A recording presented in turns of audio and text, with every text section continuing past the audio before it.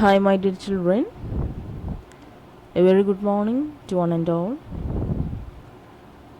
Today, we'll discuss the topic inflation and deflation from the chapter titled Determination of National Income.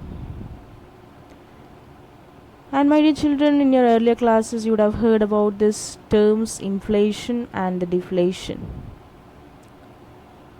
These are the two unstable conditions in our economy. So, what is inflation? Inflation means, in a broad sense, it is that state in which the prices of the goods and services rise on the one hand and value of money falls on the other. When money circulation exceeds the production of goods and services, then inflation takes place in an economy. So, if the prices of the goods and services increases, it means that the value of that money falls. So that is inflation. And what is deflation? Deflation occurs when the general level of prices falls. Deflation has been rare in the late 20th century. It denotes a decline in the rate of inflation. That is disinflation. So, a slight change is there in this deflation and the disinflation.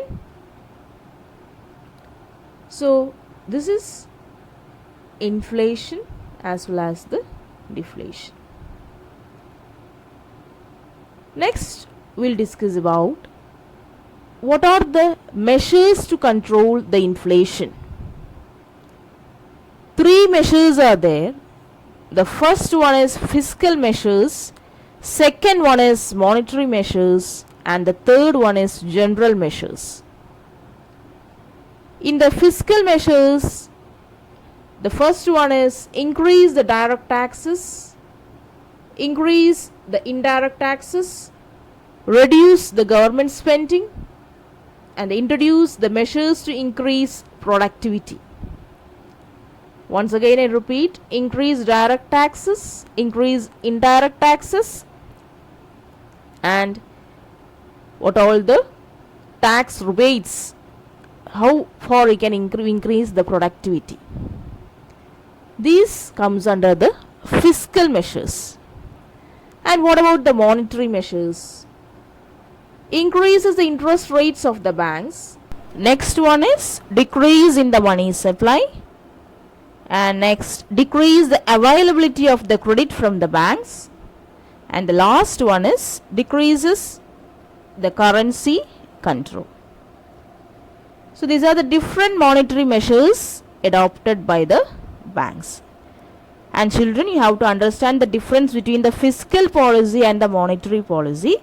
Fiscal policy means it's a policy adopted by the government to correct the unstable conditions in our economy. It is adopted by the government alone. Monetary measures means it is the policy, monetary policy is the policy adopted by the monetary authorities to regulate the control of the money supply in an economy. Thereby they can control the unstable conditions in our economy. So, my dear children, I hope my explanations are clear for you. Thank you children for watching this video.